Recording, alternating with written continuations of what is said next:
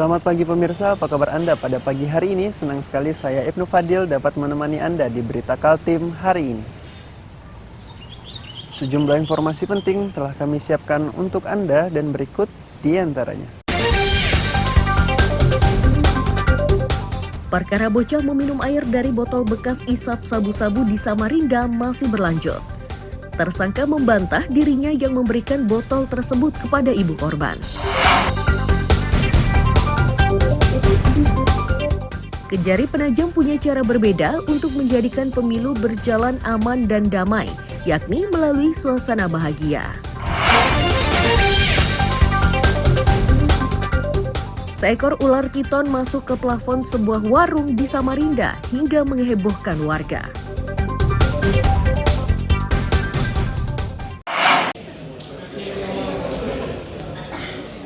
Sutrisni alias Tri, warga Tanah Merah ini harus mempertanggungjawabkan kasus bocah laki-laki yang meminum dari botol tempat menghisap sabu-sabu. Tri yang kini sudah ditetapkan sebagai tersangka itu terancam pidana 12 tahun penjara. Kapolresta Samarinda, Kombes Pol Arif Fadli menyatakan, peristiwa ini bermula saat korban bersama ibunya bertandang ke rumah tersangka. Cairan bekas isap sabu-sabu yang tersimpan dalam botol plastik itu terminum korban yang kehausan.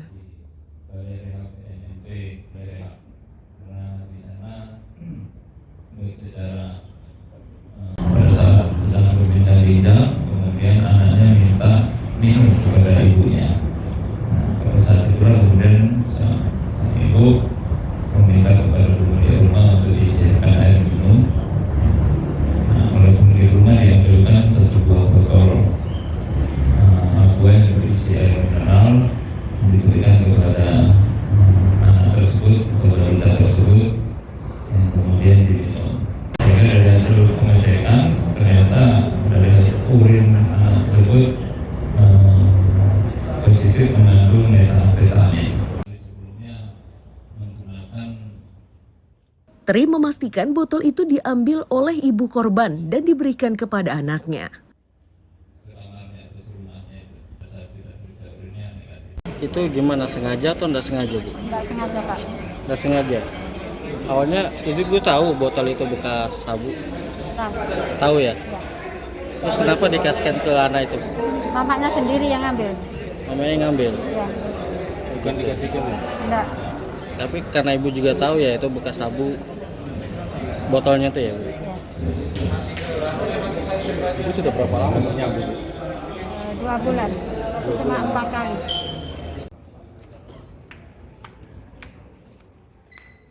Apapun alasannya, Tri harus mempertanggungjawabkan perbuatannya. Terlebih, Tri juga diyakini turut mengonsumsi narkoba tersebut. Amir Hamzah dan tim liputan melaporkan dari Samarinda.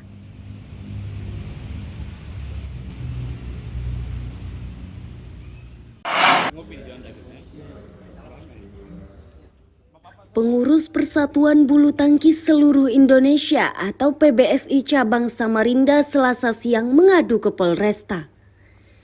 Ini dilakukan setelah 2 akun dituduh menyebarkan ujaran fitnah melalui media sosial. Selain itu, 4 akun lain juga ikut dilaporkan karena ikut menyebarkan ujaran tersebut. Kejadian ini bermula dari kejurkot Piala Wali Kota yang digelar 7 hingga 11 Juni 2023. Pasca pertandingan, panitia membaca ujaran di media sosial yang menyebut panitia lomba menyunat hadiah.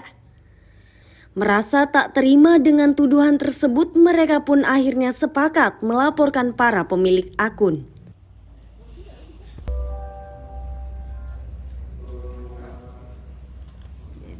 Kita kan bukan cuma satu orang, banyak orang-orang tua kita, banyak pembina kita yang mencintai olahraga bulu tangkis ini merasa terhina juga. Jadi kita selaku pengurus ini mewakili dengan cara mengambil langkah hukumnya sebagai jalan yang tepat gitu, supaya tidak bias di luar. Terus kedua, ada di kata-kata nyatakan bahwa jangan semangat gitu kan. Ada teksnya semua itu walaupun hadiah disunat Rp500.000 dari yang anak-anak sampai dewasa. Ini kan tidak benar. Ini sebuah tuduhan yang membabi buta menurut saya ini. Nah, dan ini harus segera diklarifikasi. Teman sudah memperoleh data terkait hal ihwal kenapa kami hari ini hadir ke sini. Pertama, ini bukan persoalan personal. Kami tidak ada urusan dengan masalah pribadi siapa-siapa orang tersebut, kami juga tidak tahu. Yang jelas ini sebagai sebuah institusi kami merasa dilecehkan. Kami merasa kehormatan kami, marwah kelembagaan kami selaku induk olahraga yang menaungi bulu tangkis itu dilecehkan tanpa ada proses klarifikasi. PBSI berharap laporannya segera ditanggapi agar mereka bisa menentukan sikap atas ulah para pemilik akun tersebut. Amir Hamzah dan tim liputan melaporkan dari Samarinda.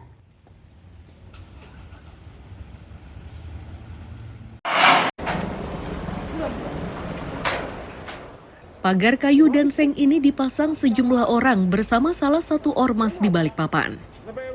Sasarannya adalah lahan pasar Kelandasan. Mengantisipasi gangguan keamanan, sejumlah petugas disiagakan di lokasi kejadian. Dampak pemasangan pagar tersebut menyebabkan pemilik usaha tidak bisa beraktivitas.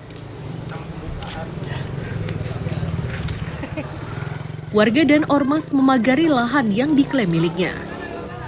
Mereka memastikan bahwa pagar tersebut tidak akan dibuka hingga ganti rugi dari pemerintah kota sudah didapat. Lahan yang diklaim milik warga ini luasnya 2.125 meter persegi.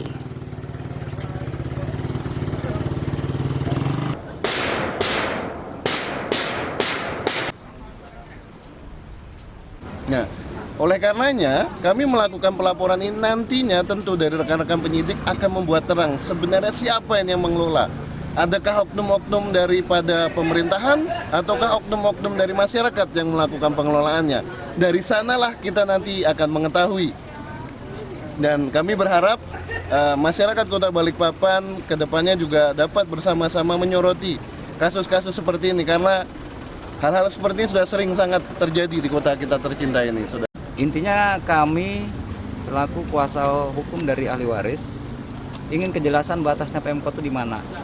Jika memang Pemkot niat ingin membayar, kapan? Dan jika tidak ingin membayar, ya kembalikan ke kita. Itu aja intinya. Pak, ini yang jelas panjangnya 270 meter kali 8 meter. dengan luas 2.000. Dengan luas 2.125 meter.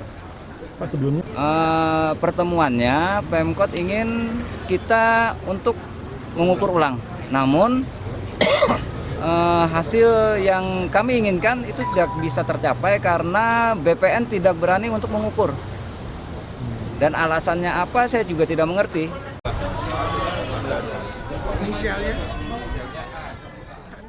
Pedagang yang terdampak oleh pemagaran tersebut meminta Pemkot segera menyelesaikan persoalan ini agar aktivitasnya tidak terhambat.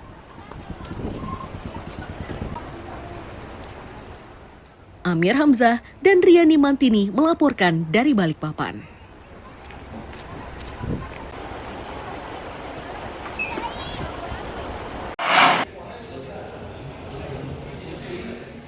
Wanita berinisial RS yang ditangkap oleh Opsnal Jatanras Polresta Samarinda ini kini ditetapkan sebagai tersangka tindak pidana perdagangan orang atau TPPO. Pelaku ditangkap di sebuah hotel dengan sejumlah bukti transaksi. Kapolresta Samarinda, Kombes Pol Ari Fadli menyatakan, pengungkapan ini berlangsung di sebuah hotel di kawasan Jalan Es Parman, Temindung Permai, Sungai Pinang. Perkara tersebut terungkap berkat laporan salah satu pria terkait perdagangan orang. Pelaku tidak bisa berkutik karena saat ditangkap didapati bukti transaksi.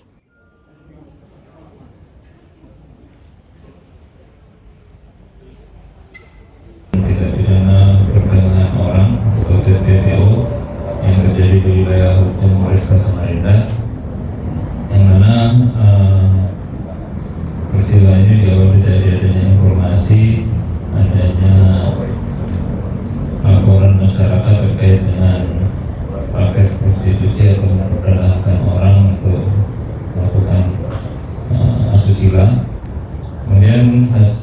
bukti yang kita amankan ada